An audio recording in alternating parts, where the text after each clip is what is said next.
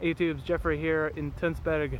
I said a couple weeks ago that I was out enjoying one of the last days of summer, but man, this summer just won't give up. It is, weather-wise, a perfect day. It's really a perfect day.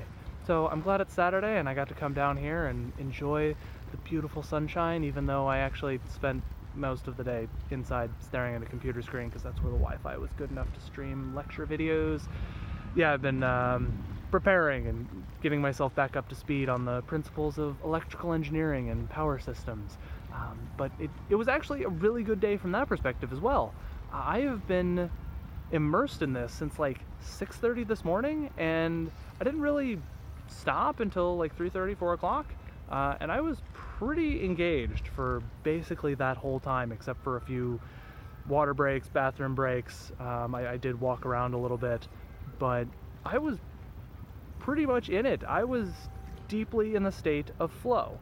And you may have heard this term before. It's gotten a lot of traction recently, but I think it was coined back in like the 90s by a psychologist by the name of Csikszentmihalyi. And I'm not sure I'm pronouncing that correctly, but apparently we've all been saying Mahali wrong. Anyway, he had a great theory about this state of flow. Pretty much the idea that you enter flow when you are so immersed in a task that you completely lose sense of yourself. It's like you are meditating on this task. You've reached a point where you've just forgotten about everything outside of that task. So when I sat down at a coffee shop this morning, I got to work at about 9:15, 9:20. I looked up and saw the minute hand at almost the hour mark and thought, it's been about 45 minutes. No, it had been an hour and 45 minutes. I had been working on these problems for almost 2 hours, uninterrupted, and I was just deeply immersed in it, totally forgot about the time. Now the question is, why doesn't that happen more often? What Professor Csikszentmihalyi found was that there's kind of this sweet spot of your ability and the challenge. And when the challenge is just perfectly at the upper limit of your ability, you tend to enter flow. And it also has to be, something interesting. But if you're out of that balance, if you're doing something that's too difficult for your abilities, then you just get frustrated. Or if you're doing something too easy, then you just get bored. But it's that sweet spot that you want to try to be in. And I don't end up in that place very often.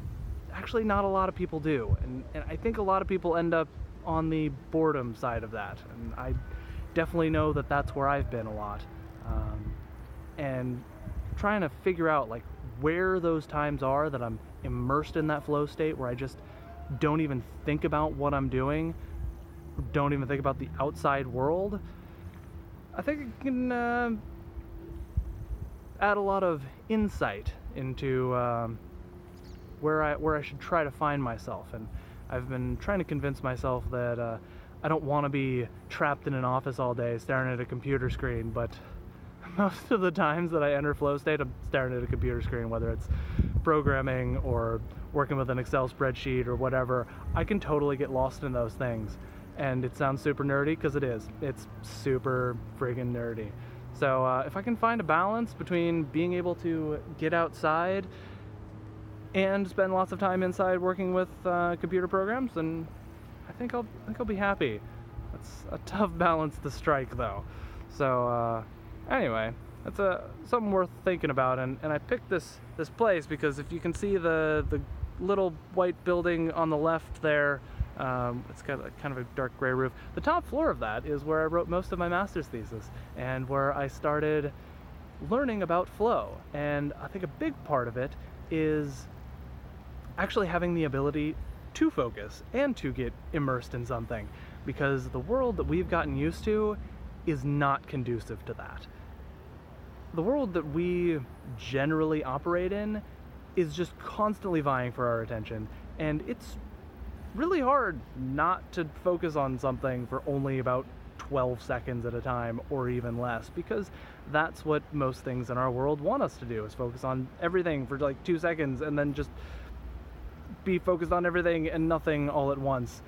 But I started making some good habits here when I was living here last year, And some of those were like keeping my phone on airplane mode for most of the day. Most importantly, not checking my phone before I actually do some good cognitive work in the morning. And that was huge.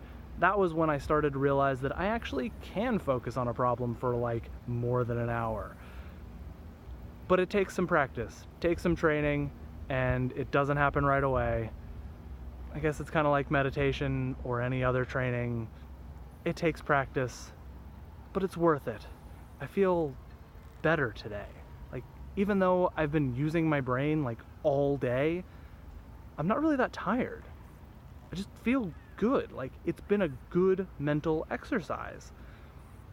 I'm gonna try to keep doing this because I've had other times where I just get worn out from doing nothing.